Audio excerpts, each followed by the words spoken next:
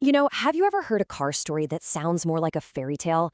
I'm talking complete with a goddess, a queen, and even a real-life presidential rescue. Well, today we're going to open the storybook on two of the most incredible cars ever made.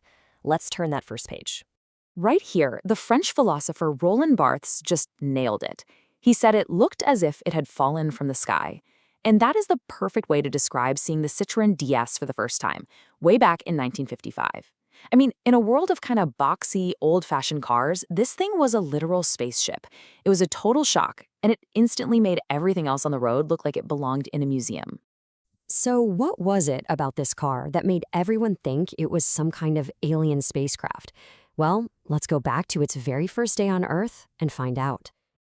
Okay, I want you to picture the scene. It's Paris just 10 years after World War II. The roads are still pretty bumpy, and people are used to cars that are, well, they're just cars. And then Citroën pulls the cover off this. With its smooth, flowing lines and that wild futuristic shape, it wasn't just a new model, it was a vision of what the future was going to look like. Now get a load of this number, 12,000. That's how many people rushed to buy this car on the very first day it was shown. I'm not talking about the first week or the first month, the first day. The world had never, ever seen anything like it, and it seemed like everybody wanted to own a piece of the future, right then and there. And its name? Oh, its name was just as clever as its design. See, in French, if you say the letters D and S out loud, it sounds just like their word déesse, which means goddess. And honestly, it was the perfect nickname for a car that really did seem divine. But the goddess wasn't just a pretty face. It had superpowers. And its most famous superpower of all was this incredible, gravity-defying magic trick. This was its big secret, a special suspension they called hydropneumatic. So instead of using big, clunky metal springs like every other car, it used a super clever system of liquid and gas. It was literally like riding on a cushion of air. You'd start the car, and it would just majestically rise up. And when you drove it, it would float over bumpy roads so smoothly that everyone started calling it the magic carpet ride. And the magic did not stop there. Oh no. It had super strong front disc brakes, which most cars just didn't have yet. It had power steering, so you could turn its big, cool steering wheel with just one finger. And get this, later models even had headlights that turned with the steering wheel, so you could literally peek around corners in the dark. This car was truly decades ahead of its time. Now, a car this special wasn't just for anybody. It quickly became a national symbol for France. And in one absolutely incredible moment, the goddess's magic carpet ride would become a life-saving shield.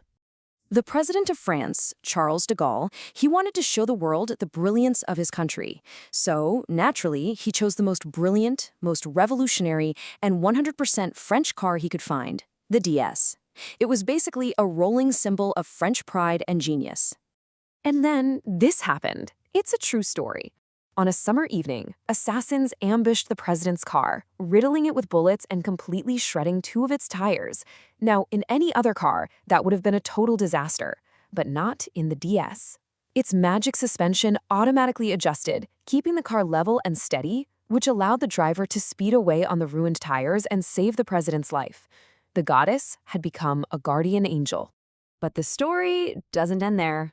Oh no, it has another chapter. You see, the goddess was about to get a sibling, a faster, more powerful sibling with the heart of an Italian supercar. So back in 1968, Citroën did something pretty wild. They bought the legendary Italian sports car company Maserati, and they decided to combine the best of both worlds, that futuristic French engineering from the goddess with a powerful V6 engine from Italy. And the result? It was this incredible grand tour, the SM.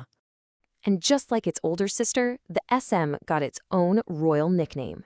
The letters SM, when you say them in French, sound like Sa Majesté, which means Her Majesty.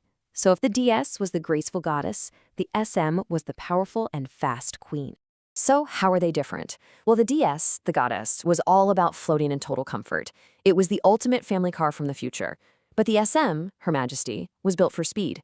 It kept that magic carpet suspension, but added that throaty Maserati engine and a super smart steering system that actually gave you more control the faster you drove. It was designed for crossing entire countries at high speed. So you might be thinking, if these cars were so amazing, why don't we see them everywhere today? Well, sadly, even the best fairy tales have to end. But their incredible spirit is still very, very much alive. Yeah, the real world eventually caught up. A huge oil crisis in the 70s made thirsty, powerful cars like the SM really expensive to own. Then, Citroën was bought by another car company, Peugeot, and they decided to end production of both the SM and the DS in 1975. And just like that, this incredible chapter of car history was closed. But here's the thing, a legend that big never truly dies, does it?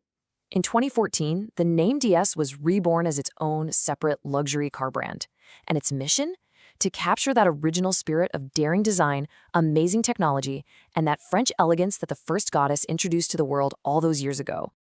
And this slide just perfectly shows how that legacy is still going. The old superpowers are back, but in this incredible high-tech form. The Magic Carpet Ride is now a system called Active Scan Suspension, which uses a camera to read the road ahead and get the car ready for any bumps. And those swiveling headlights, they've evolved into smart pixel LED lights that can literally change their shape to light up the road perfectly without dazzling anyone. The legend really does continue. And that leaves us with a really fascinating thought, right? From the life-saving suspension to the headlights that can see around corners, these cars were just packed with ideas that felt like science fiction. So it makes you wonder, which one of their amazing superpowers do you think should be in every single car that we drive today?